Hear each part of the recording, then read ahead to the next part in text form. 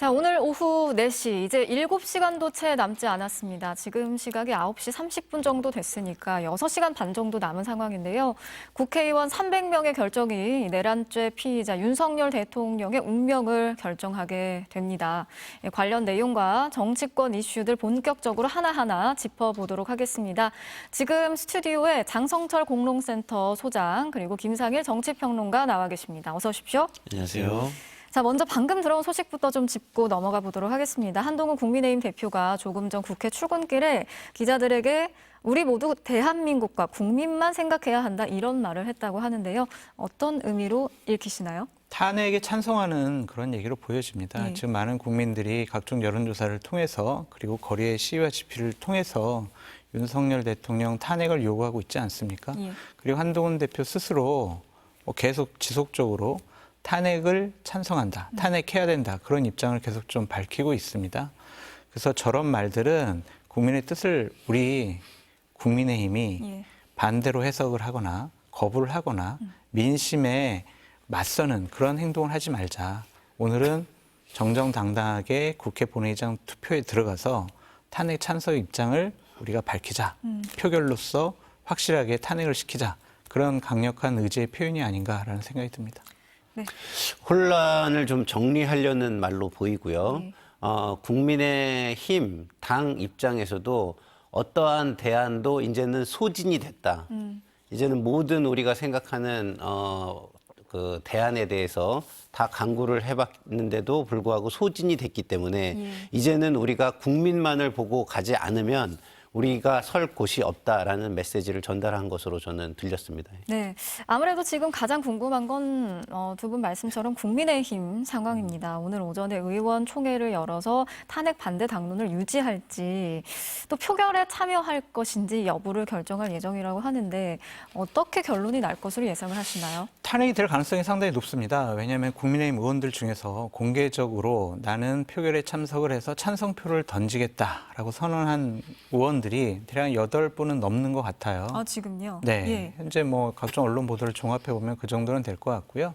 보통 저렇게 되면은 공개적으로 내가 찬성 입장은 밝히지 않지만 나는 찬성할 수밖에 없다라고 비공개적으로 생각하는 분들은 그거의 한 배 정도는 되지 않을까라는 좀 생각이 들고 지난번 국회에서 내란 상습 특검 법안 예. 이렇게 통과됐을 때 국민의힘 의원 23분이 찬성을 했고요. 그렇죠.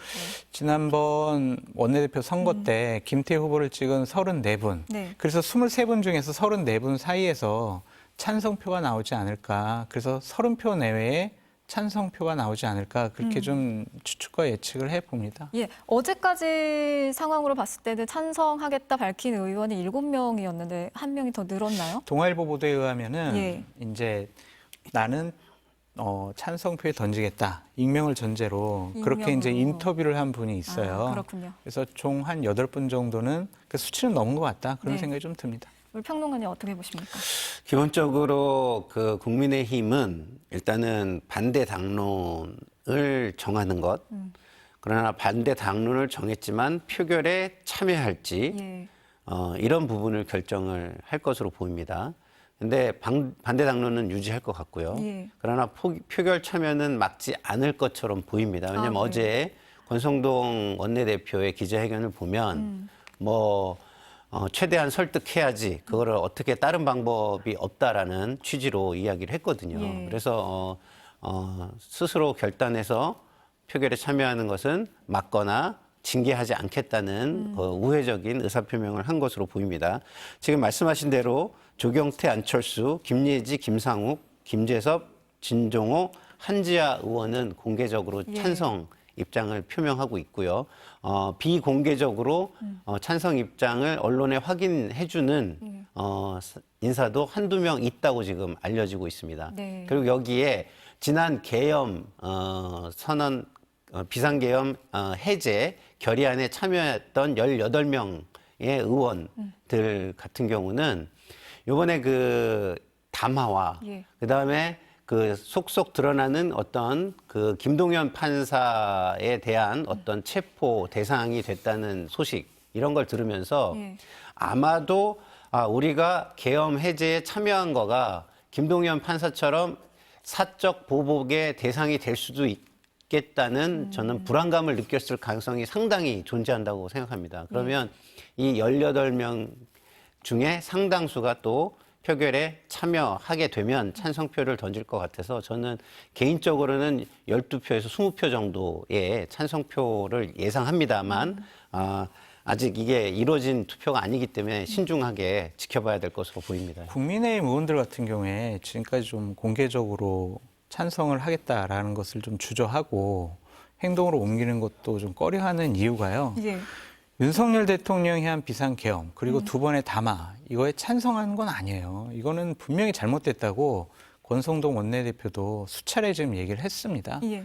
근데 본인들이 공개적으로 이렇게 탄핵에 대해서 찬성 입장을 밝히지 못하는 것은 윤상현 의원의 발언에서 우리가 유추해 볼 수 있을 것 같아요. 탄핵을 시켜서 조기 대선이 되면 민주당과 이재명 대표가 대통령 되는 거 아니냐. 그럼 정권을 뺏긴다.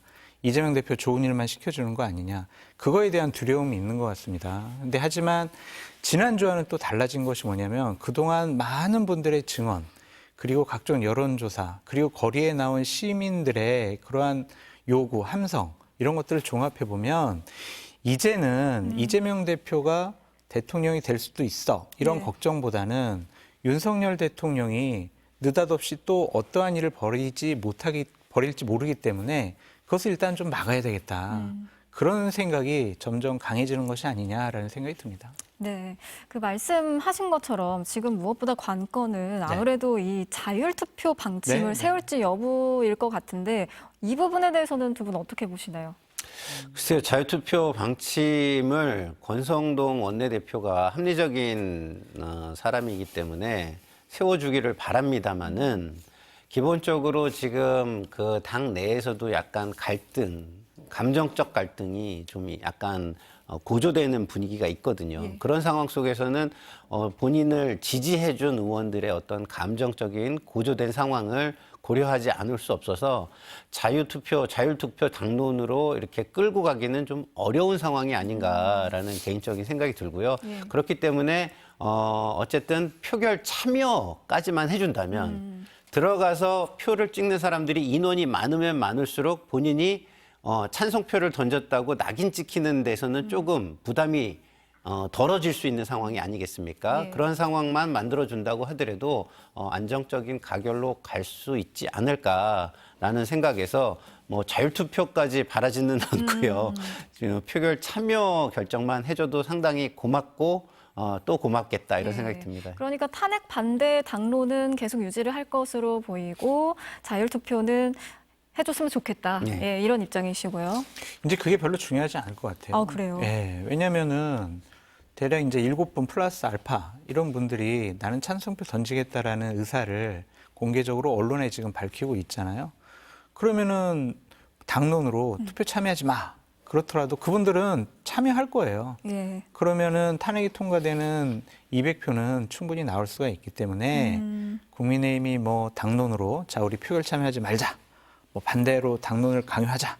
이런 것들이 무의미해 보인다라는 좀 생각이 들고 예. 권성동 원내대표가 그렇게 무리를 하는 분이 아니에요. 그래서 당론이 바뀔 가능성은 없습니다. 왜냐하면 3분의 2가 찬성을 해야 되기 때문에 바뀔 가능성은 없는데 저는 지금 현재의 민심의 흐름 여러 가지 의원들과 충분히 얘기를 많이 나눠봤을 거예요. 예. 그러면은 권성동 대표가 어제 아유, 탄핵은 막을 수 없겠네 이러한 얘기를 했다라는 언론 보도도 있거든요. 예. 그렇다면 뭐 그렇게 무리한 일을 하지 않을 거다 그런 생각이 듭니다. 근데 그 국민의 요청을 좀 들어가 보면은요. 네. 비공개 요청 보면은 TK의 일부 의원들이 정말 목소리 높여서 윤석열 대통령을 옹호하고 그렇죠. 투표하려는 분들에 대해서 인간적인 모멸감과 여러 가지 뭐 공격을 어마어마하게 해대요. 예. 이제 그런 압박감이 지난주까지는 통했는데 일주일 동안 너무나 많은 상황이 변했기 때문에 그분들의 주장과 압박이 예. 그렇게 표심에 큰 영향을 주진 않을 것 같다라는 생각이 듭니다. 그 말씀하신 그 부분이요. 김상욱 의원 같은 경우에도 실제로 뭐 살해 협박을 당한다든지 아니면 뭐 왕따를 뭐 대놓고 당한다 이런 입장을 밝히기도 했거든요. 네. 그리고 엊그제 개혁신당 이준석 의원이 이런 얘기를 했는데 자율투표를 안 하면 이번에도 어려울 것 같다고 생각하는 이유가 그때도 갇혀 있었잖아요. 네. 의원들을 이제 내보낼 수 없는 상황이었는데 그러면 정말 눈치 게임이 시작된다. 나갈 수 없는 상황이 될 것이다. 이렇게 또 예상을 하더라고요. 어떻게 보세요? 그러니까 이제 아까도 그래서 같은 맥락으로 얘기를 했지만 권성동 원내대표가 그렇게까지 하지는 않을 것이다. 무리한 일을 하는 스타일은 아니다라고 예. 보고 있는데 그 상황을 어떤 그 본인이 만들어 가지고 할 수 있는 명분이나 지금 여론 지형도 아니에요. 예. 그런 부분도 충분히 파악을 할 거라고 저는 봅니다. 지금 속속 드러나는 증언들이 너무 충격적인 게 많아요. 예? 너무 많습니다. 그리고 거기다가 대통령께서 다시 담화를 하심으로써 굉장히 거기에 더 불을 지펴버렸어요. 그리고 지금 여론조사를 한번 보세요. 굉장히 지금 10%도 지금 무너질 지금 상황에 와 있거든요. 그리고 TK나 부울경 지역의 여론도 굉장히 급박하게 변하고 있는 게 눈에 띕니다. 이런 것들이 전부 다 복합적으로 다 판단의 요소로 작용을 할 거기 때문에 뭐 권성동 의원이 의원들을 어디에 가둬놓는다 하는 무리를 하지 않을 것 같다는 생각이 들고요. 네. 그리고 또 하나 그런 무리수를 둔다 할지라도 지금은 그 무리수도 안 통할 극복하겠다. 것이다. 네. 이거는 나는 뭐 그거에 영향을 받지 않겠다라는 마음을 가지고 있는 의원의 숫자도 상당히 늘어나 있는 것으로 보입니다. 근데 국민의힘 내부에서 지금 가장 크게 달라진 점은 말씀하셨던 권성동 의원이 지금 신임 원내대표가 됐고 지난주 같은 경우에는 추경호 원내대표 체제였잖아요. 권성동 의원은 무리하지 않을 것이다 이런 입장이고 많이 달라졌다고 보시나요? 국민의힘 왜냐면요, 내부가? 지난주 같은 경우엔 한동훈 대표도 좀 어정쩡한 그랬죠. 태도를 취했잖아요. 예. 그래서 당의 당대표, 원내대표가 탄핵을 찬성하지 않는 듯한, 반대하는 듯한 그러한 분위기가 있었는데 지금은 한동훈 대표는 탄핵 찬성을 상당히 적극적으로 의원들에게 좀 설파를 하고 있고 네. 공개적으로 얘기를 하고 있지 않습니까? 예. 그리고 배신자 프레임에 갇히는 것을 국민의힘 의원들이 상당히 두려워해요. 박근혜를 배신했어. 그래가지고 한동안 탄핵을 주도했던 분들이 정치적으로 상당히 어려웠었잖아요. 예. 근데 김상욱 의원의 말이 맞아요. 보수에서 윤석열 대통령을 만들었던 게 공정하고 상식한 정의로운 나라를 만들어 달라고 했는데 결국에 2년 6개월 동안 대통령이라는 공적 지위와 자산을 자기 부인을 방어하는 데 사용을 했다. 그리고 자신의 권력을 유지하고 강화시키는 데 사용을 했다. 이런 것들이 점점 드러나고 있잖아요. 그럼 이것이 윤석열 대통령이 보수 우파 진영을 배신을 했고 국민을 배반한 거 아니겠습니까? 그런 대통령을 국민의힘이 우리가 배출한 대통령이니까 방어하자. 예. 이런 논리로 접근하는 것은 국민의 민심과 어긋난 행동을 하는 거다. 그렇게 봐야 되겠죠. 그러니까 지금 당을 배신할 것이냐, 국민을 배신할 것이냐 네, 이 문제 그렇죠. 아니겠습니까? 근데 제가 좀 궁금한 게 이 당론이라는 게요. 이게 당 안에서 얼마나 영향력이 있는 것인지 만약에 당론을 내가 한 정당의 국회의원인데 당론을 거슬렀을 때 뭐 어떤 페널티를 받는지 그런 게 좀 궁금하더라고요. 그러니까 그 국회법이나 헌법에 의하면은요. 당론 상관하지 말아라. 의원들이 양심껏 투표를 해라. 예. 그렇게 다 나와 있어요. 근데 당론을 어기면은요. 그러니까 김상우 의원이 얘기했던 것처럼 그냥 왕따 분위기예요. 딱 이제 우총 들어가면은 서로 말도 안 붙이고 예. 그냥 이렇게 뭐 노려보기도 하고 그냥 원내대표가 상당히 무시하는 분위기도 나오는 것이고 국회에서 원내대표나 당대표가 해줄 수 있는 것이 상당히 많이 있거든요. 그런 거에서 이제 배제되고 당직 같은 데서도 배제될 수가 있고요. 또한 다음번에 공천받을 때 그때 우리 배신했지, 우리 말 안 들었지, 공천 탈락. 이러한 불이익을 받을 수가 있는 거거든요. 그래서 그러한 동일 집단에서의 이 왕따 분위기는 예. 상당히 좀 의원들을 위축시킬 수가 있거든요. 그러한 두려움이 본인의 소신껏 투표를 좀 방해하는 자기 검열이 되는 것이다라고 말씀드려요. 예. 당론이라는 것은요, 우리가 그 정치개혁 대상 1번이었던 것입니다. 왜냐하면 정치개혁 대상 1번이 그 힘 있는 권력자의 줄세우기 문화였거든요. 이거는 사실상 중앙당 줄세우기 문화의 수단이에요. 그런 수단은 우리가 과거에 이 우리 정치의 그 개혁을 하는 데 있어서 가장 1번 최우선적으로 필요한 그 척결 과제였다라는 말씀을 드리고요. 이제 그런 것들이 많이 지금 약화가 되고 그런 생각들이 지금 희미해진 이유는 뭐냐? 정치가 너무 양쪽이 양극화돼서 상대방을 악마화하다 보니까 이런 거에 대한 문제의식을 못 느끼고 있을 뿐입니다. 예. 지금 일시적으로. 그러나 분명한 것은 이런 줄세우기 문화는 없어져야 될 첫 번째 우리들의 정치개혁 과제다. 이런 말씀을 드리고요. 당론이라는 거는 법적 근거도 없고 그냥 자기 그 어떤 한 진영 내에 신사협정 같은 겁니다. 그렇기 때문에 그것을 과도하게 상대방이 쓸 때는 굉장히 강하게 비난들을 하면서 자기들이 쓸 때는 이것이 마치 무슨 굉장히 중요한 덕목인 것처럼 얘기하고 있는데요. 그것이 바로 내로남불이라고 하는 것입니다. 예. 어쨌든 이제 국민의힘이 잠시 후 15분 정도 뒤가 되겠네요. 10시부터 의원총회를 열어서 당론을 정한다고 한 상황이고 두 분의 의견은 어떻게 정해지든지 사실상 지금은 민심을 이기기는 어려울 것이다. 이렇게 보면 될 것 같습니다. 앞서 저희가 자막으로 좀 살짝 띄워드렸었는데 여론조사 이야기를 해보면 지금 윤 대통령의 지지율이 취임 이후 최저치로 떨어졌습니다. 11%. 이 숫자는 어떻게 보시나요?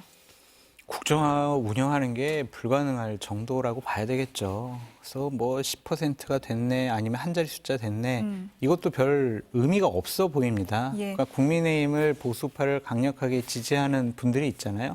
그분들이 그냥 관성적으로 좀 지지하는 그런 부분이 있는 것이지. 네. 윤석열 대통령이 지금 통치행위에 대해서 지지한다고 보기는 어려울 것 같다라는 좀 생각이 들고요. 세부적으로 좀 따져보면 국민의힘 지지층에서는 66%가 네. 아직도 대통령 탄핵에 대해서는 좀 반대하는 입장을 보이고 있더라고요. 예. 그래서 이러한 부분들이 국민의힘 소속 의원들이 본인 소신껏 투표하는데 상당히 좀 걸림돌이 될 수가 있긴 하겠지만 국민의 대표잖아요. 그냥 한 특정 지지층의 대표가 아닙니다. 민심과 국민을 바라보고 정치를 해야 된다. 그렇게 좀 말씀드립니다. 당 지지층의 66%라는 것은 많은 것이 저는 아니라고 봐요. 결국 이제 중도층도 봐야 되고 그다음에 합리적 지지층도 봐야 되는데 기본적으로 중도층의 여론조사 결과를 보면 지금 지지가 7%까지 떨어졌습니다. 7%. 7%. 그러면은 뭐 10%도 이제 무너진 겁니다. 그렇네요. 그러면은 중도층이 약간 선도적 지표라고 우리가 이야기할 수 있다고 저는 보는데 이 선도적 지표를 다음 주에는 이렇게 수렴하는 쪽으로 갈 거라고 저는 보는데 이런 것들을 만약에 그 여론조사를 굉장히 오랫동안 네. 추이나 이런 것들을 봐온 정치인이라면 이런 부분에 대해서 특히 중도층이 심각하게 무너지는 거에 대해서 중도층이 무너지면은요 TK 빼고는 당선될 수 있는 곳이 없습니다. 네. 예? 아주 자신들의 지지층이 공고해가지고 뭐 어떤 사람이든 상관없이 당을 보고 찍는 그런 어떤 그동안의 추세를 보여온 것 빼고는요. 예. 가능성이 전혀 없는 거예요. 이런 것들을 고민하지 않을 수 없다. 정치인들은 자기 당선이 가장 중요하기 때문에. 그렇죠. 그래서 저는 그런 부분에도 굉장히 주시해서 예. 바라볼 것으로 저는 생각합니다. 근데 이제 국민의힘의 의원들 중에 대통령을 강하게 지지하는 분들은 21%가 아직도 탄핵을 반대하는구나. 우리 이 입장도 대변해야 된다. 그렇게 이제 생각하는 분들이 있고 박근혜 대통령 탄핵에 대한 여러 가지 그 후과 결과들에 대한 두려움이 아직도 있는 것 같아요. 근데 자꾸 국민의힘 의원들에게 말씀드리고 싶은 거는 뭐냐면은 박근혜 전 대통령 탄핵과 지금 윤석열 대통령 탄핵은 차원이 다른 문제다라고 말씀드려요.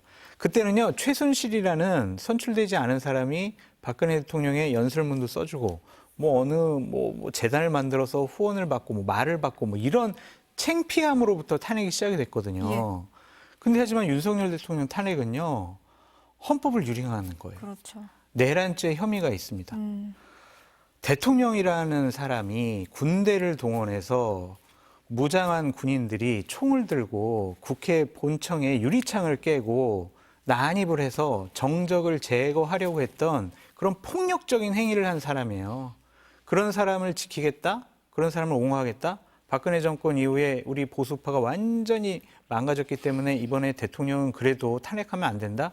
그런 생각을 갖고 계신 분들은 대한민국 국민들의 대표인 국회의원 할 자격이 없다라고 예. 말씀드립니다. 자, 지금 그래픽이 나오고 있는데요. 대통령 직무 수행 잘하고 있나? 잘하고 있다가 11%로 최저치를 지금 기록한 상황이고 잘못하고 있다가 85%로 나타나고 있습니다. 그리고 아까 우리 소장님이 말씀해 주신 국민의힘 같은 경우에는 여전히 66%가 탄핵에 반대하는 입장이라고 하셨는데 전체 국민으로 보면은 찬성한다는 응답이 지금 75%로 나타나고 있고요. 또 반대가 21%였죠. 그래픽 한 번만 다시 보여주세요. 탄핵 찬성과 반대 75%가 찬성한다. 그리고 21%가 반대한다. 찬성이 지금 3배 이상 높은 상황입니다. 그래서 국민의힘 의원들이 당연히 기존에 있는 그런 극렬 지지층, 예, 강성 국년 지지층. 지지층들에 대한 그런 고민이 있긴 하겠지만 사실 지금 수도권 의원들 같은 경우는 또 상황이 다르지 않습니까? 지금 엄청나게 압박이 들어오고 있는 상황이잖아요. 근데 수도권 의원들이 몇 분이 안 계셔가지고 예. 지금 국민의힘의 의총에서 주된 본인들의 의견을 몰고 가기는 쉬워 보이진 않아요. 그리고 수도권에 계신 중진 의원들 같은 경우에 나경원 의원, 예. 윤상현 의원 같은 경우는 탄핵이 안 된다라고 계속 좀 지속적으로 얘기를 하고 있잖아요. 수도권 의원들 사이에서도 강남 지역 같이 항상 공천받으면 될 가능성이 높은 분들과 김재섭 의원처럼 도봉처럼 정말 국민의힘이 당선되기 어려운 지역에 계신 분들 사이에 의견이 많이 갈리는 것 같아요. 예. 그러니까 그런 부분도 지역구의 유불리를 떠나서 지금 우리가 너무나 많은 비상식적이고 제정신이 아닌 그런 결정들과 그런 생각을 대통령이 갖고 있다라는 것이 계속 확인되고 있잖아요. 네. 국민의힘 의원들에게 한번 물어보고 싶습니다. 문재인 정권 시절에 문재인 대통령이 저렇게 비상계엄도 선포하고 계속 저런 국민의 민심과 다른 좀 정신적으로 문제 있는 거 아니야? 이런 판단을 할 정도의 담화문과 판단을 계속 하게 되면 그럼 자신들은 탄핵하면 안 된다라고 생각을 하겠냐고요.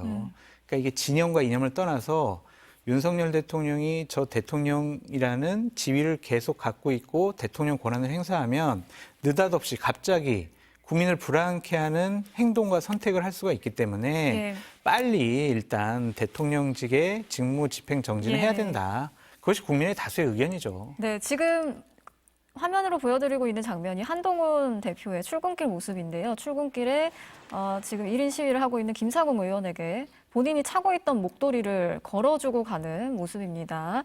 자, 다시 한번 그림을 보여드리면 한동훈 대표가 차에서 내려서 국회로 들어가는 모습인데요. 가는 도중에 국회 앞에서 시위를 하고 있는 김상욱 의원을 만나서 인사를 하고요. 본인이 차고 있던 목도리를 이렇게 걸어주는 모습입니다. 지금 날씨가 굉장히 춥거든요. 예.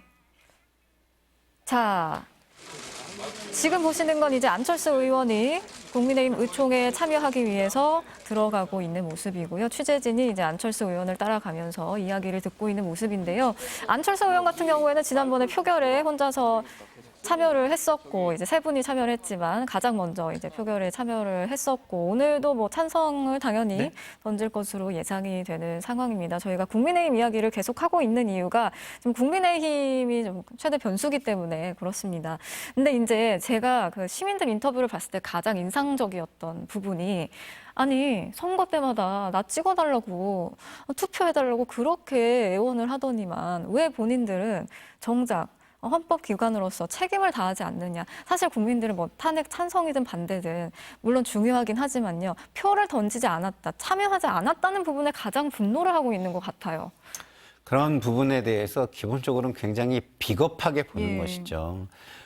사람이 정치를 하겠다고 나서려면은 그 공동체를 위해서 자기 생각이 확고하게 있어야 되고 그 확고한 생각을 실현하려는 의지와 정치적 의지와 어떤 그 행동, 결단력 이런 것이 존재해야 되는 것입니다. 근데 그런 것이 존재하지 않는 사람을 보면서 국민들이 결국 이 사람이 지도자가 될 수 있는 자격이 있었던 사람이냐 아니냐를 판단하고 있는 것이죠. 그래서 저런 표결에 어떤 자신의 생각을 표현하지 못하는 지도자, 대표, 그런 대표는 사실상 대표가 돼서는 안 된다라는 생각들을 이번에 판단으로 가지실 거라고 저는 생각을 하고요. 네. 아까 나왔던 탄핵 반대 21% 1% 얘기를 제가 잠깐 드리면 네네. 저거는요.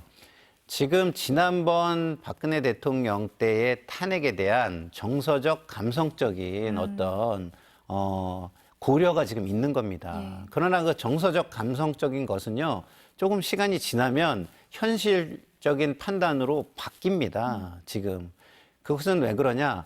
지금 처음에는 모든 상황이 좀 혼란하기 때문에 앞이 잘 안 보인다고 생각을 하고 본인이 판단을 제대로 하고 있는지 잘 모르는 겁니다. 과거에 또 그런 거에 대해서 약간 이게 좀 뭐 내가 그때 한 것이 좀 그렇게 정확했는가라는 부분에 대해서 이렇게 정서적으로 좀 느낌이 다른 느낌을 갖고 있는 사람들이 있거든요. 그러나 지금 드러나는 속속 드러나는 증언들을 보면 지금 이 상황이 내란을 의도했다는 것이 너무나 명확해지고 있는 것입니다. 이게 일반적인 상식적인 국민에게도 너무나 명확해지고 있는 상황이기 때문에 이 탄핵 반대 21%도 저는 줄어들 수밖에 없는 상황이라고 생각합니다. 네.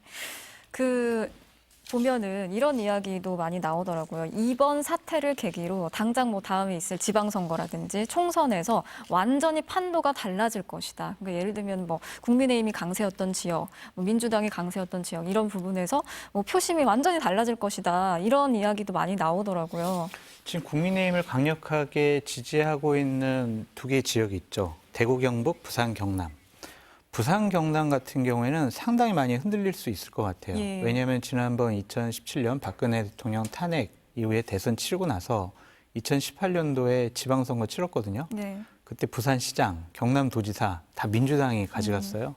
그리고 부산의 구청장, 그리고 뭐 경남에 있는 뭐 시도, 군수, 지사 이런 부분들도 민주당이 상당히 약진을 했거든요. PK 민심은 지금 봐도 상당히 수도권 민심과 비슷하다. 네. 그렇기 때문에 국민의힘 소속 PK 지역에 있는 의원들이 이번 탄핵과 관련해서 상당히 흔들릴 수 있다. 그래서 오히려 찬성표를 더 던질 수 있다. 네. 좀 그렇게 보여집니다. 오세훈 서울시장과 김태흠 충남시장을 충남지사를 비롯해서 여당 소속의 지자체들도 지금 네. 국민의힘이 윤 대통령을 탄핵해야 한다 이렇게 입장을 밝혔는데요. 네. 사실 처음에는 질서 있는 퇴진을 뭐 요구했었는데 이 시도지사들이 왜 갑자기 탄핵으로 입장을 선회했다고 보시나요? 질서 있는 퇴진이 불가능해졌지 않습니까? 예. 네. 대통령이 질서 있는 퇴진은 대통령이 그런 부분에 대한 수용을 한다는 걸 전제하는 것인데 그 수용한다는 표명만으로도 사실은 믿을 수 없는데 그 표명까지도 지금 뒤집어 엎었어요, 본인이. 그러면 질서 있는 퇴진은 이제 현실적인 대안이 될 수 없는 상황이 된 것입니다. 그러면은 지자체장들 입장에서는 지금 여론도 지금 굉장히 봐야 되고 그리고 본인들이 이제 지자체를 운영하는 데 있어서도 혼란을 그리고 불확실성을 어느 정도 제거를 해야만 안정적인 지자체의 운영 내지는 어떤 일을 해나갈 수 있는데 그것이 지금 굉장히 어려워지고 있다고 보는 것이죠. 지금 이틀 전입니까?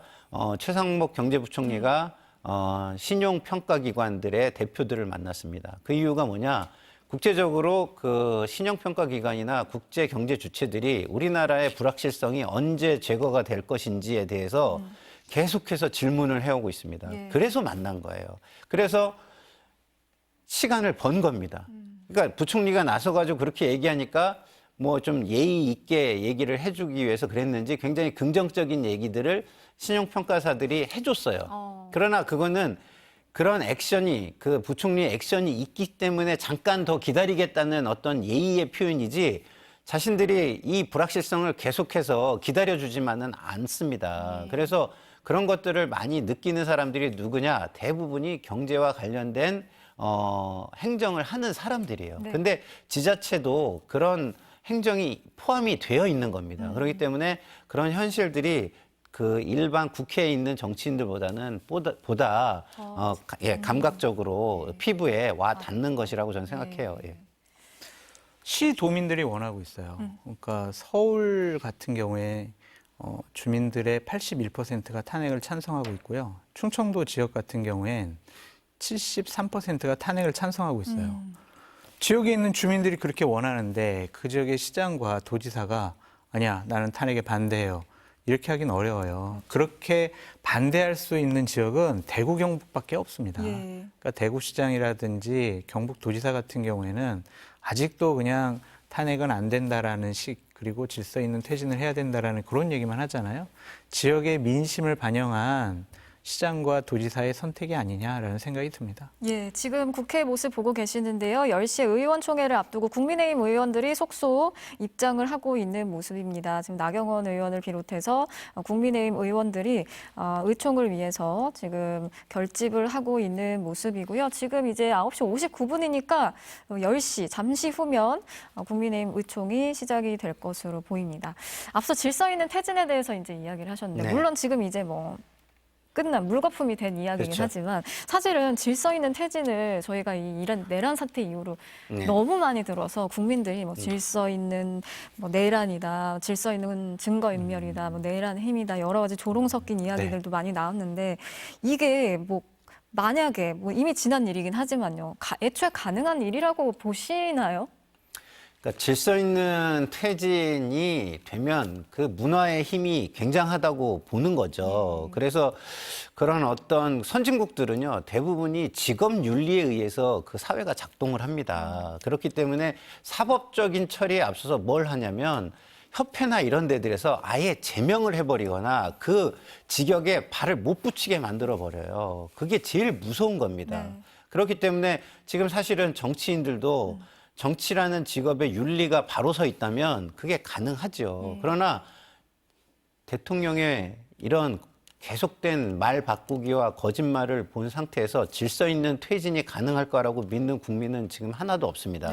그렇기 때문에 국민의힘이 그런 얘기를 할 때 모든 사람들이 그거는 본인들의 진영의 이익과 개개인의 국회의원들 권력자들의 이익을 위해서 그렇게 얘기하는 거 아니냐. 그럼 그런 게 아니라면 그걸 담보하고 보장할 수 있는 방법을 제시해봐라라고 얘기한 거예요. 예. 그래서 그 방법을 고민하다가 소위 이른바 큰 실책을 한 게 한동훈 대표인 거예요. 그렇죠.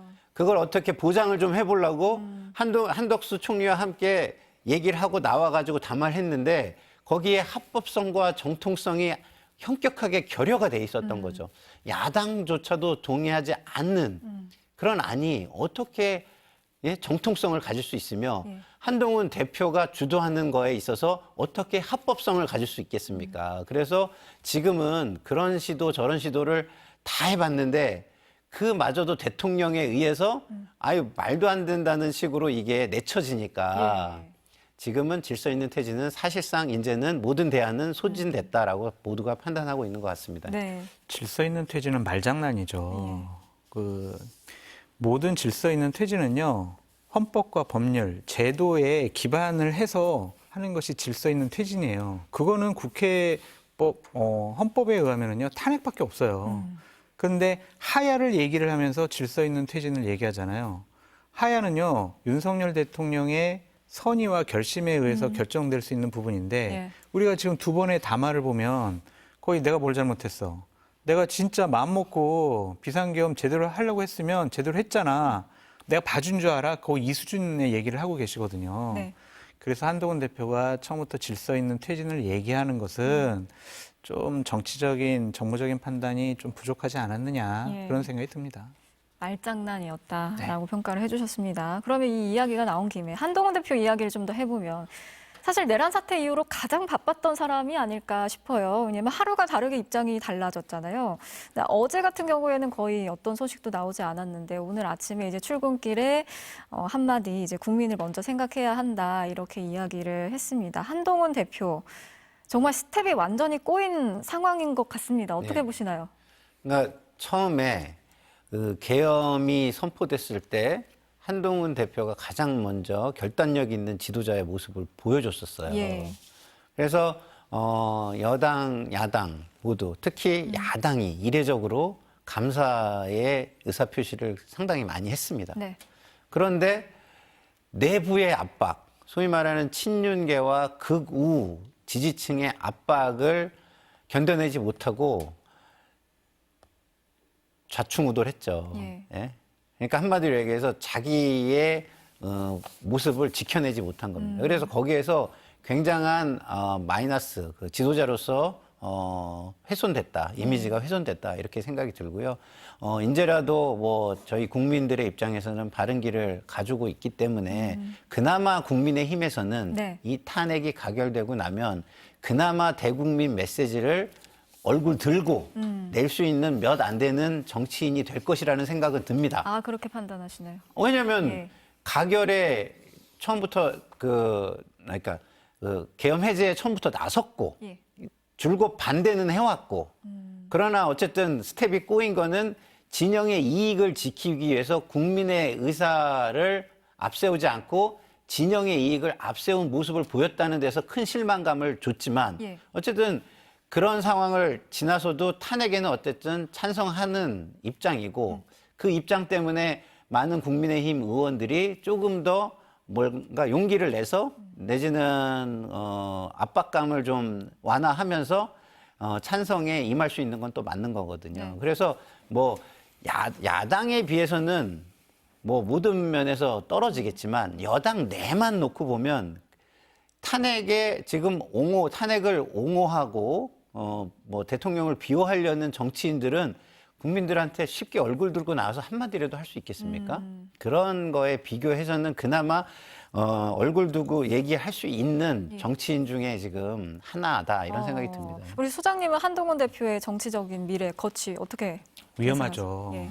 상당히 좀 큰 위기가 왔다라고 볼 수밖에 없어요. 그게 수치로도 나타나요. 네. 우리가 방금 전에 봤던 갤럽 여론조사에서 무슨 여론조사를 했냐면 정치인 신뢰도 조사를 했어요. 거기서 보면 한동훈 대표를 정치적으로 신뢰한다가 15%밖에 안 나왔습니다. 15%. 이재명 대표도 저는 위기라고 봐요. 거기서 지금 이런 상황에서도 이재명 대표를 신뢰한다가 41%밖에 안 나왔거든요. 네. 신뢰하지 않는다가 50%가 넘어요. 이건 두 여야 정치 지도자 대표가 정치적으로 큰 위기가 올 것이다라고 저는 생각이 드는데 정치는 자전거랑 같은 거거든요. 예. 우물쭈물 하다가는 그냥 넘어져 버려요. 그리고 자전거는 후진이 안 되잖아요. 예. 계속 밟아 나가면서 앞으로 가야 되는데 한동훈 대표가 상당히 해석하기 어려운 말을 바꾼 우왕좌왕하는 갈팡질팡하는 모습을 보였기 때문에 정치인으로서 신뢰감이 상당히 떨어졌다. 대통령 깜일까? 지도자 깜일까? 이런 의문을 국민들한테 줬단 말이에요. 예. 그리고 한동훈 개 의원들에게도 아니 뭐야 도대체 처음에는 안 된다고 했다가 하라고 했다가 또 그냥 질서 있는 퇴진 얘기했다가 이렇게 얘기하니까 갈팡질팡 우왕좌왕하니까 내가 믿고 따라도 되나? 이런 의구심을 줬단 말이에요. 그러니까 민심에서도 지금 상당히 의구심을 받고 있고 한동훈 개 의원들에게도 상당히 좀 여러 가지로 지도자로서 부족한 거 아니야? 이러한 생각을 받고 있기 때문에 네. 한동훈 대표는 만약 오늘 대통령 탄핵 이후에 당대표직을 계속 유지할 수 있다고 하더라도 예. 상당히 정치적인 위기가 올 상황이다라고 보여집니다. 아니 그런데 의구심을 받고 있다고 하는데 그건 저 지금 동의하거든요. 잠시만요. 지금 국민의힘 우총을 앞두고 권성동 원내대표가 입장을 하는 모습입니다. 지금 국민의힘 의원들이 속속 원내대표 회의장으로 이제 입장을 하고 있는데요.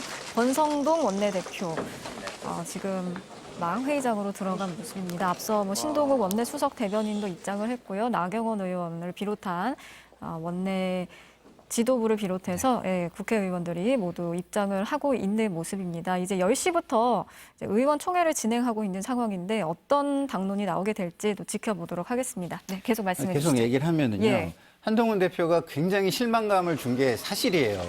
그리고 지도자로서의 의구심이 굉장히 커진 게 사실이에요. 예. 그러면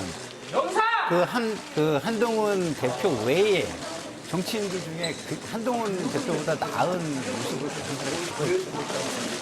저는 그 얘기를 죄송해요. 잠시만요. 자, 지금 의원들이 속속 들어가고 있는데 지금 조경태 의원 들어가고 있습니다. 조경태 의원 같은 경우에는 탄핵 찬성 입장을 밝혔죠. 기자들에게 질문을 받고 있는 모습인데요. 현장음 한번 들어보도록 하겠습니다. 어쨌든 국가의 도도한 거는 서르지 않는 다른 대행들 분명한 선택을 하겠다. 1차 투표 때는 기류가 좀 달라졌다고 보시는 거예요? 예, 조경태 의원이 기자들의 질문에 답을 했는데 저희가 소리가 이렇게 잘 들리지 않아서 뭐라고 정확하게 이야기를 했는지는 아직 모르겠습니다. 그 소식이 들어오는 대로 자세히 전해드리도록 하고요. 자, 평론가님 계속 이어가 주시죠. 그러니까 조경태 의원만 해도 보세요. 탄핵에 찬성하겠다고 했었어요. 예. 근데 한동훈 대표가 대안을 한번 만들어 보겠다. 질서 있는 퇴진의 안을 어떻게든 한번 만들어 보겠다. 지금 너무 당 내에 갈등이 심하니까 네. 이런 것들을 다 이렇게 끌고 한꺼번에 안고 갈 수 있는 안을 만들어 보겠다 해가지고 뭐라고 했어요? 대표의 뜻을 따라 보겠다. 네. 라고 했어요. 네? 그러니까 1차 탄핵안에 대해서는 대표의 뜻을 존중해 보겠다 했어요. 근데 거기서 나온 게 너무 엉뚱한 안을 한동훈 대표가 갖고 나온 거예요. 그러니까 예. 좀 약간 능력이 부족한 거를 드러낸 거죠, 한동훈 대표가. 그래서 바로 탄핵 찬성으로 다시 돌아선 거란 말이에요. 그래서 뭐 그렇게 보면은 뭐 조경태 그 의원도 그러면은 우왕좌왕한 것인데 그러면 그 조경태 의원이 그러면은 탄핵에 대해서는 그러면은 그 반대 입장을 가지고 있는 사람이냐? 우리는 또 그렇게 보진 않거든요. 그래서 한동훈 대표에 대해서도 저는 탄핵에 대해서 찬성 입장은 줄곧 있었다고 봐요. 단지 당대표라는 지위가 그걸 고민하게 만들었고, 네. 근데 그 고민을 해결하는 안을 낼 때 너무 황당한 안을 내서 좀 약간 실망스럽고 무능한 모습을 보였다는 것이다. 저는 이 정도로 판단하는 게 맞다고 봅니다. 한동훈 대표에게 약간 좀 아쉬웠던 점이 뭐였냐면 처음에는 질서 있는 퇴진 얘기를 하고 탄핵 반대한다고 얘기를 하다가 갑작스럽게 그 직에서 빨리 이제 내려와야 된다. 탄핵 찬성하는 듯한 얘기를 했잖아요. 예. 그 바뀐 이유가 한동훈 체포 때문에 그런 것이 아니냐라는 비판을 받을 수밖에 없는 상황이잖아요. 맞습니다. 크게 우리가 봐야죠. 정치 지도자라면 당대표나 차기 대권을 꿈꾼다면 이렇게 윤석열 대통령이 국민과 맞서고 민심에 어긋나는 좀 상식적이지 않은 정상인이라고 보기 어려운 결정과 판단과 발언을 했을 때 이거는 국민을 위해서 우리가 탄핵을 해야 됩니다. 라고 해야 되는데 뭐? 나를 체포하려고 그랬어? 예. 안 돼, 이건. 탄핵. 이런 식으로 비춰졌기 때문에 아쉬운 부분이 있다라는 거죠. 예. 그래서 통 크게 큰 틀 차원에서 정치를 하고 판단을 했어야 되는데 요번 한 일주일 과정 중에서 그런 정치적인 판단과 정무적인 판단이 약간 좀 부족하지 않았느냐 예. 그런 아쉬움이 있어요. 살짝 덧붙이자면 이제 탄핵 찬성에서 또 입장을 바꿨던 게 그 윤석열 대통령의 담화에서 우리 당의 모든 것을 위임하겠다 하니까 또 갑자기 이제 한덕수 총리랑 나와서 우리가 뭐 어떻게 해보겠다 네. 이런 이야기를 하면서 또 입장을 바꿨잖아요. 그게 그래서 가장 큰 실책이에요. 예, 한동훈 대표는 말씀하신 것처럼 뭔가 리더로서의 역할보다는 좀 뭔가 이 여론의 흐름과 상황에 따라서 왔다 갔다 하는 좀 팔로워의 느낌이 강한 그런 지도자가 아닌가 이런 평가가 나오더라고요. 예. 뭐 그렇게 얘기할 수 있습니다만 뭐 저나 장성철 우리 소장님이나 현실 정치에 있었던 사람들이거든요. 예. 그렇기 때문에 정치를 안 하기 때문에 제가 자유롭게 모든 걸 저는 비판을 하고 있는 건데 제가 잃을 것이 많으면 고민을 하게 되는 건 인지상정이라고 생각을 해요. 근데 고민을 해도 능력을 보여줘야죠. 근데 한동훈 대표의 모습은 고민하는 것까지는 이해가 됐는데 가지고 나온 결과물은 뭐 너무너무 실망스러웠죠. 특히나 본인이 법조인인데 권력을 본인이 자임하듯이 얘기를 해버렸단 말이에요. 예. 그럼 그거는 법조인으로서 할 수가 없는 거예요. 우리 장수철 소장님이 좀 전에 얘기한 것처럼 자기중심적으로 모든 걸 한순간이라도 바라봤다는 거예요. 그러면 저 사람은 언젠가는 저렇게 자기중심적으로 모든 걸 판단할 수도 있겠네라는 의구심을 굉장히 크게 국민들에게 심어준 것이죠. 근데 그럼에도 불구하고 제가 여당에서는 그나마 말할 수 있는 사람이 한동훈이라고 하는 얘기는 그 정도 되는 사람도 지금 거의 없다는 거예요. 예. 그렇게 한심하고 거의 국회의원도 해서는 안 될 사람들로 꽉 차 있다라는 말씀을 드리는 겁니다. 한동훈 대표 아쉬운 게 뭐냐면 머리가 너무 좋아요. 어. 똑똑해요. 그게 무슨 말이냐면 계산을 하는 거예요. 그러니까 계산하는 정치인은 큰 정치인이 되게 어려워요. 저같이 그냥 보좌관 오래 하고 참모 생활 오래 했던 사람은 계산을 할 줄 알아야 돼요. 예. 근데 저는 정치를 못 해요. 계산을 하니까. 큰 정치인이 되려면요. 계산보다는 민심을 보고 국민을 보고 정치를 해야 큰 정치인이 된다. 쉽지 않을 것 같아요. 사실은 이제 큰 정치를 하려면 부활의 정치를 믿어야 되거든요. 그러니까 민심의 바다에 나를 던져도 빠져 죽지 않을 것이다.